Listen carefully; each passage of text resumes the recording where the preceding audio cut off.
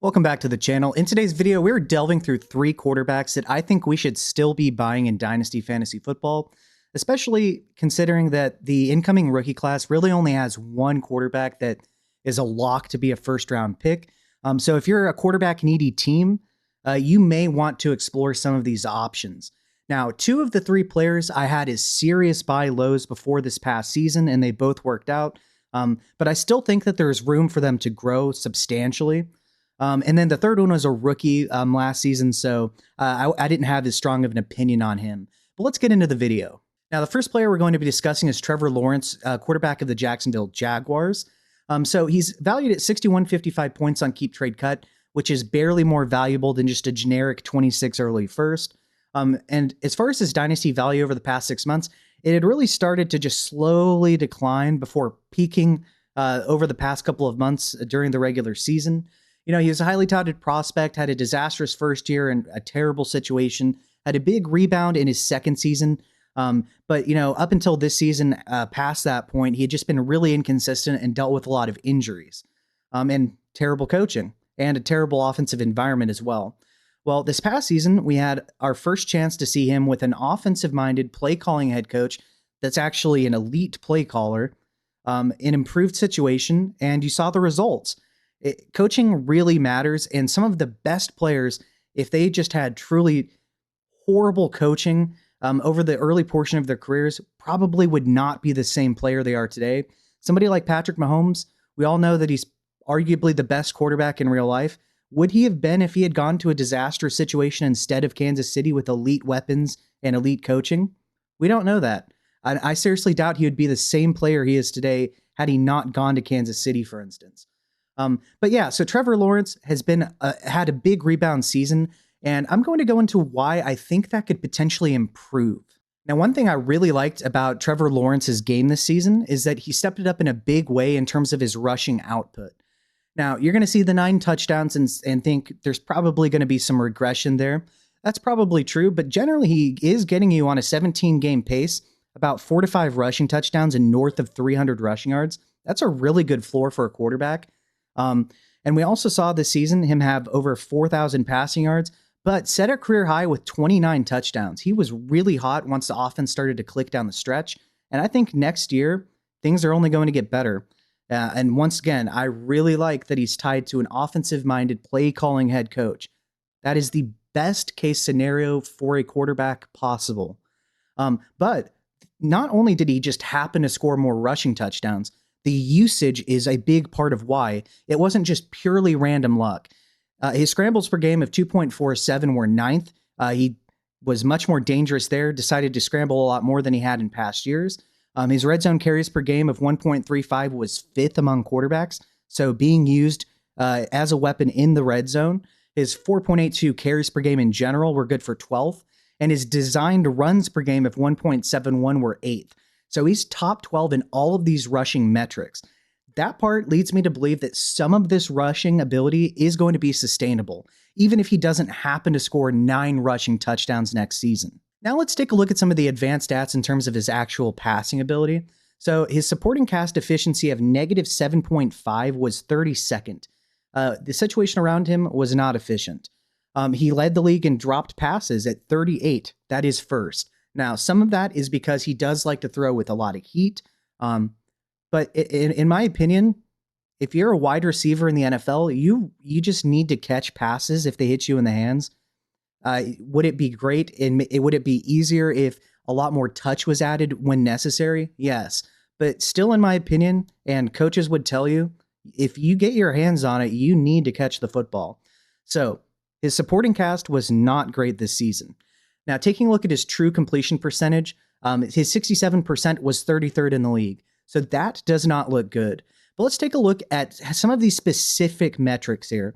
When we take a look at his deep ball catchable pass rate, 53.3% was good for 9th best in the NFL. But his deep ball completion percentage of 40% was 13th. Interesting. His pressured catchable pass rate of 51.3% was good for 15th. But his pressured completion percentage of 49% was 32nd. His play action catchable pass rate of 58.6% was 19th, but his play action completion percentage of 46.6 was 33rd. His red zone catchable rate of 66.7% was 12th, yet his red zone completion percentage of 58% was 18th.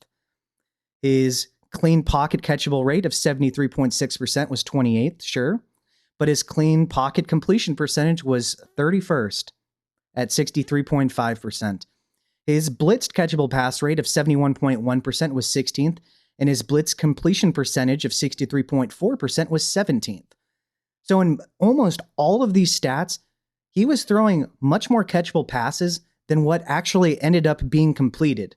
And that's where the dropped passes and the efficiency of his supporting cast really come in here. So I want to say that he was a much better passer than people will generally allow you to believe. Now, I know some people that, just purely box score watch are going to take a look at the end of the season and just say he was playing well, which is true. But really early on in the season, a lot of this was not on him. He was throwing the football where he needed to. Sometimes he has a little bit of heat when he doesn't really need to on the football. But in my opinion, largely in the first half of the season, he was completely failed by the players around him. However, one thing I really liked is that towards the end of the season, his receiver started actually catching passes. BTJ looked much better down the stretch as he became at least more healthy than he was at the beginning. Parker Washington really came on at the end of the year. The Jacoby Myers trade was fantastic. He finally got Brenton Strange back from injury. ETN was catching touchdowns like none other. So the situation around him as far as the receiver play and tight end play really improved towards the latter half of the season. So I think there's room for optimism as all these guys enter year 2 and they have a better grasp of the offense because it is a complicated offense that Liam Cohen runs, a lot of motion. Now, one other thing I really like is that per PFF, at least, the Jacksonville Jaguars had the 11th best pass block rating. So I like that the offensive line play wasn't bad. I like the improved supporting cast around him that should have a lot more continuity going into this next season. Having Brian Thomas as a deep threat in this offense, Jacoby Myers working over the middle of the field, as well as Parker Washington, is a pretty underrated trio, in my opinion. I think Brenton Strange is a slightly above average tight end. I think he's a good asset as well. Having Travis Etienne and Bashal Tutin forming a 1-2 punch for a potentially potent run game, I think is a good thing. And once again, being connected to Liam Cohen for the long term, I think is also a really good thing. So the situation, in my opinion, is only going to get better for Trevor Lawrence. He played lights out at the end of this past season. And I still think you can get him for pretty cheap considering the upside that I think he's going to be able to bring. And I really think that the offense is going to take a huge leap, even from what it was this season into next season, once again, as they enter year 2 and feel more comfortable and have more continuity in the system. Now, we're going to take a look at 3 real trades that were made in real leagues per Dynasty Daddy. Now, I can't guarantee that your league will make these trades. It depends on the Trevor Lawrence owner in your league. But once again, these were 3 real trade made in Superflex leagues. So in a 10-team, 2QB league, Trevor Lawrence went for the 109 today. Mendoza is the only quarterback that I know is a lock to be a first-round pick. You're probably even in a 10-team 2QB, you're not getting Mendoza at the 109. And as far as the 109 is concerned, the 105 is generally considered the tier break this season right now, and then it gets really muddy after that. You're not getting a quarterback, so I think Trevor Lawrence is significantly more valuable personally than the 109, even in a 10-team. And I would much rather have Trevor Lawrence. He went for the 108 in a 10-team as well. Same thing applies. You're almost certainly not getting Mendoza. So if you need quarterback, I think that's a steal. And then I would personally rather have Trevor Lawrence than Mendoza straight up personally. Then 10 days ago in a 12-team, he was sold for the 106 and a 27 second. A little bit more pricey. I personally have no issue paying that. In a 12-team, I don't think you're getting Mendoza at the 106 anyways. And once again, I would rather have Lawrence than Mendoza right now. So I think all 3 of these trades are wins for the Trevor Lawrence side. And if you needed a quarterback, you're almost certainly not getting one with those rookie picks. Now, the second player I want to discuss here is Caleb Williams.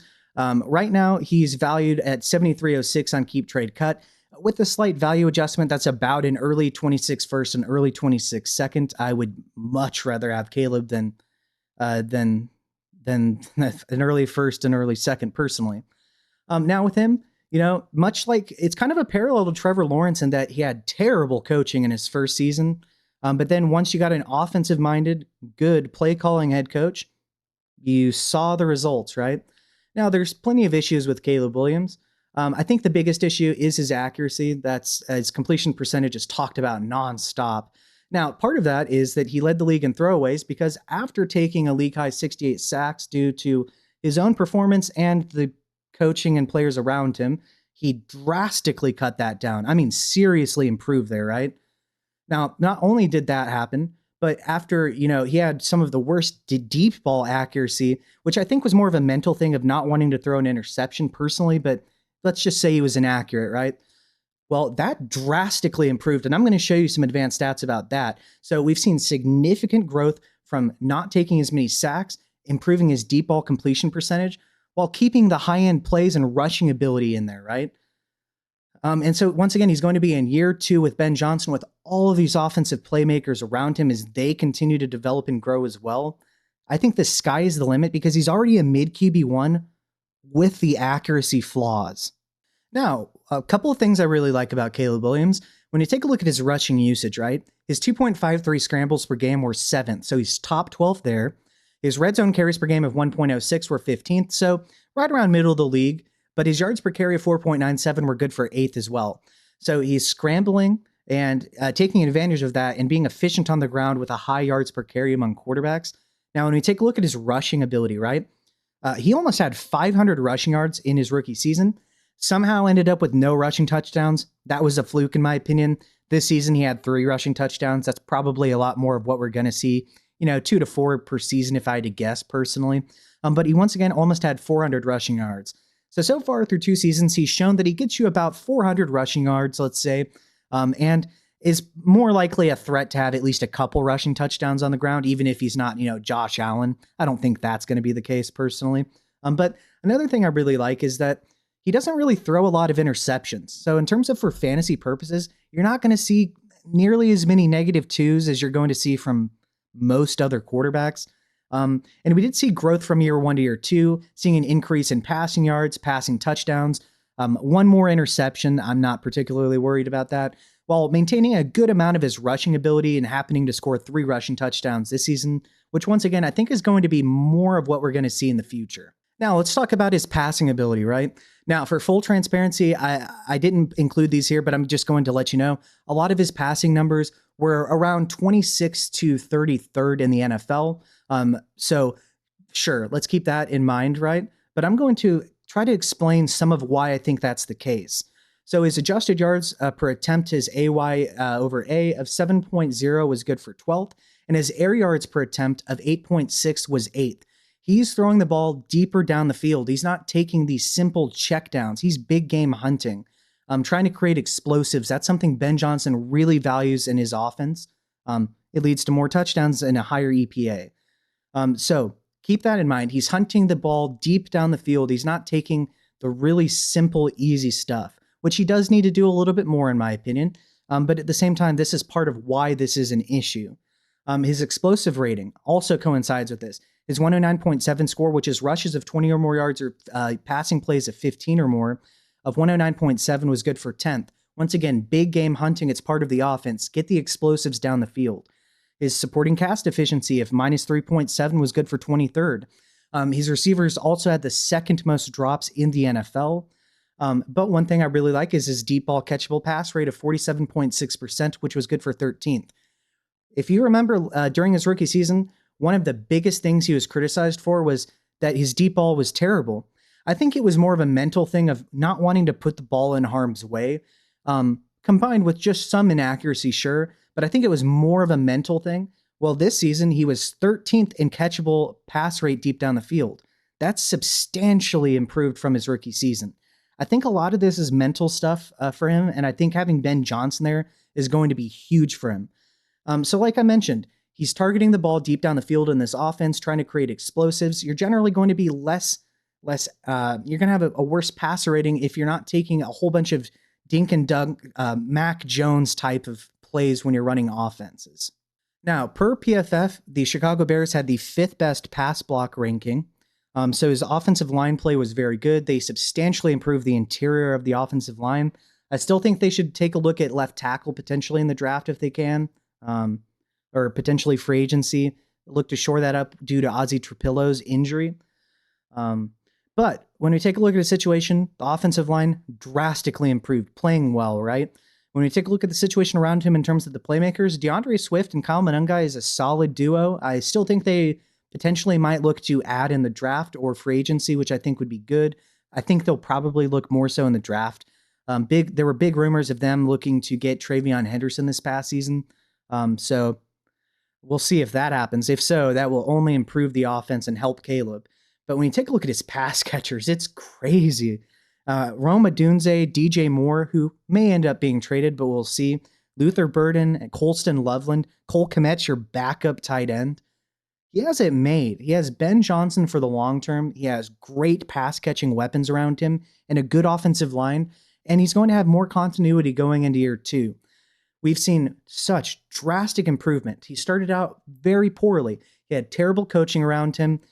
He wasn't really able to run the offense in his rookie season. Was very inaccurate. Still had a bit of a clutch gene, but just the Jaden Daniels touchdown, the Packers blocked field goal kick. Plenty of things just did not go his way, but things really started to improve. He reduced his sack rate. His deep ball became much better this season. The offense started running a lot more smoothly at the end of the season. We saw that clutch gene come in with 7 fourth quarter comebacks with 2 minutes or less left on the clock. I think he's going to be a star in the future. But the thing is, he's going to have this situation for a long time, and he's shown substantial improvement. He's a player that I would really be looking to buy right now because he's already a mid QB1 with these flaws. I think there's good reason to believe he's going to drastically improve based on what we've seen from year 1 to year 2. And I think that the upside is an elite QB1. Now, taking a look at 3 real trades that were made, Caleb Williams was traded for Justin Herbert in the 208. Now, in my opinion, this is the worst class I've seen significantly since I started playing Dynasty in 2020. I think it's worse than 2022, although there is a better quarterback in Mendoza for sure. I don't think, the 208 in any general class, even a strong class, doesn't have a great chance of hitting. I believe it's definitely below 50% for sure. I think it's probably in the low 40s, but I think this class is worse than that in terms of the projected hit rate because this is a weak class. You combine that with Justin Herbert, who I do think potentially could have a spike season with the addition of Mike McDaniel as his offensive coordinator. But I personally, I think trading away the 208 in this specific class and an older quarterback and getting a youth upgrade with potential, better rushing upside and room for significant growth in Caleb, I would just much rather have Caleb. In a 12-team 2 QB start 10, Lamar was sold for Caleb Williams straight up. Now, I'm a Ravens fan. I love Lamar Jackson. He's a really good quarterback, right? But as far as Dynasty is concerned, Lamar's 29 years old.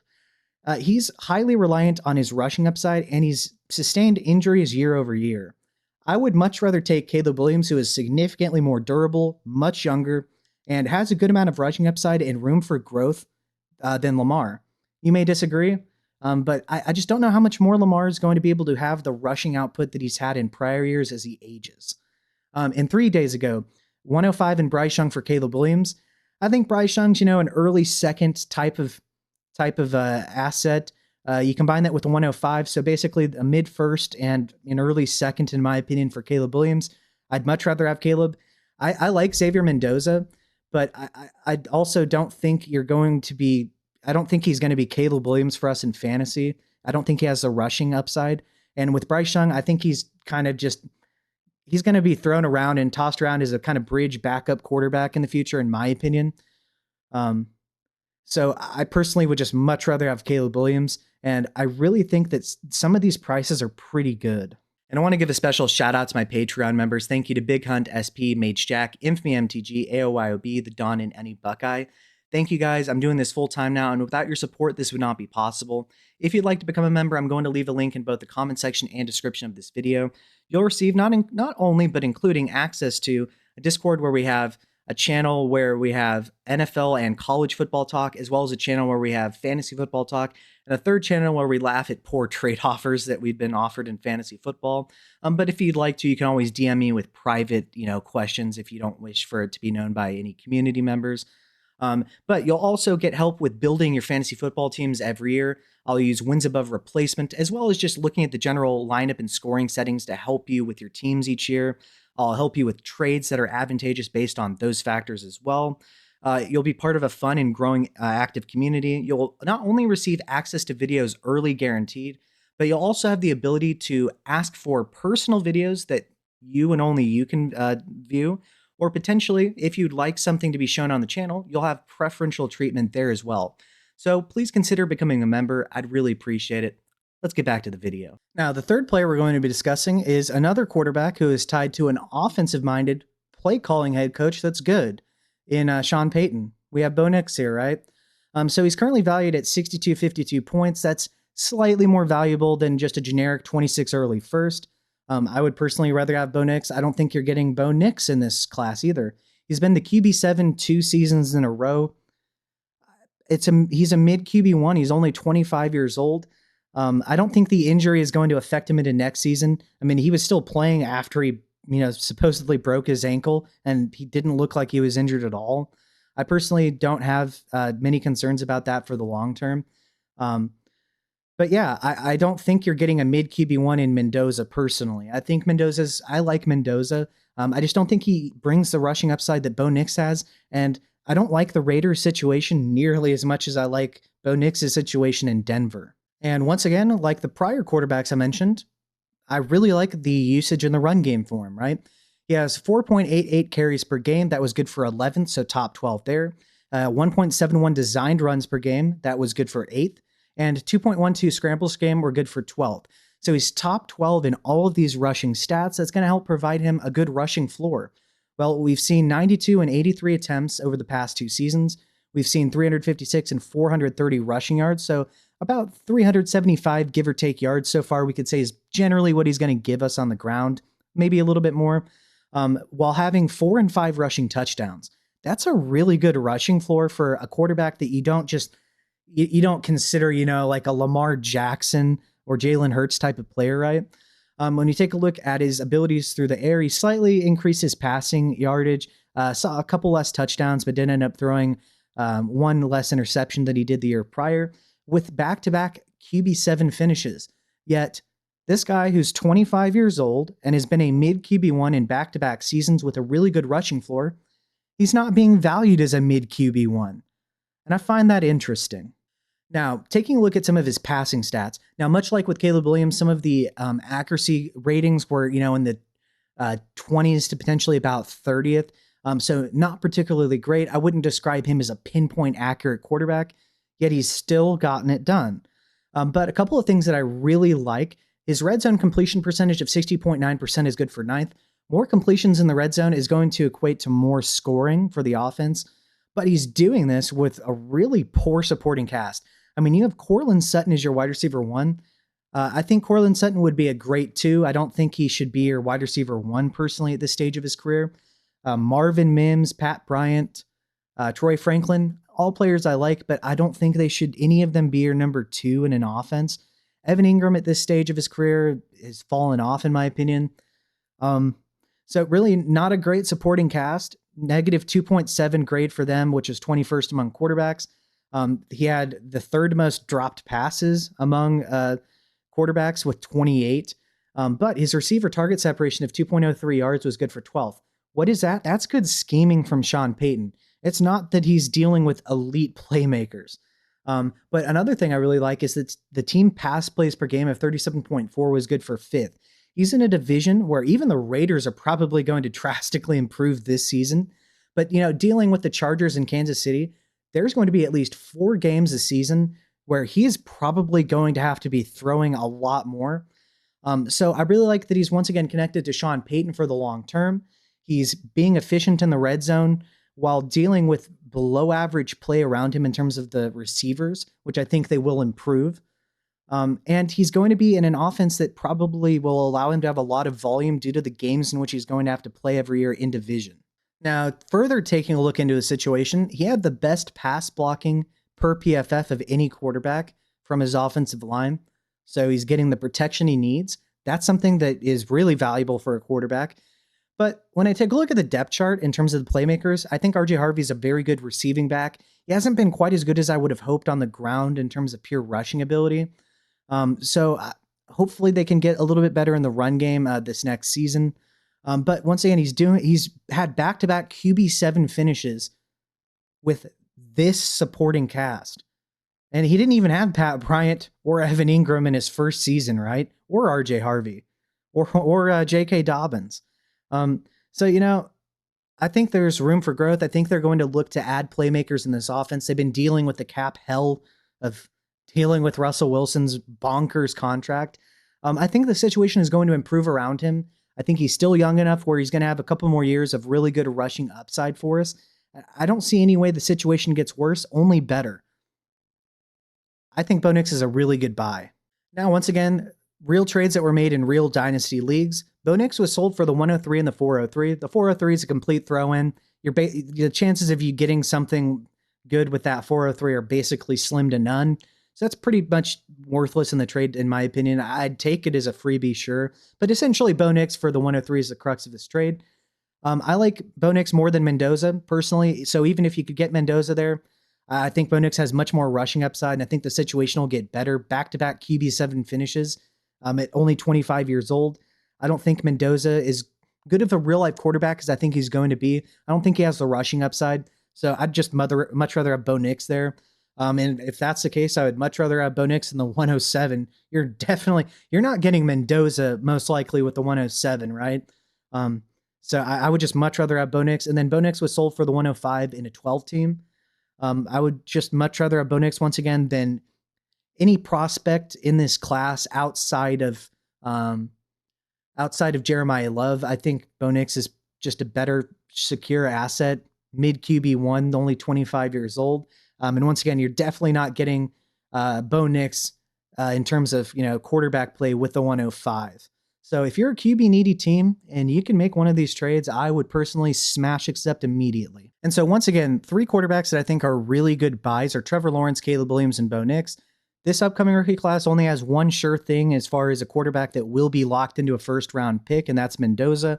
I personally think that Lawrence, Caleb, and Bo Nix all have more rushing upside than Mendoza, and I like their situations more. All 3 are tied to long-term offensive-minded play-calling head coaches, which is going to be great for the continuity of the offenses, and I just think they're really good players. Now, if you're watching this on YouTube, I'm going to end here, but if you're watching this on Patreon, please continue watching. Thank you for your support. We're going to be discussing a 4th player that I think is also a really good buy. And if you would like, I would really appreciate it if you would support me via Patreon. I'm doing this full time. Thank you to my Patreon supporting members. If you cannot or do not wish to, if you could just subscribe to the channel, like the video, leave a comment below, I'd really appreciate it. Thanks, guys, and have a good day.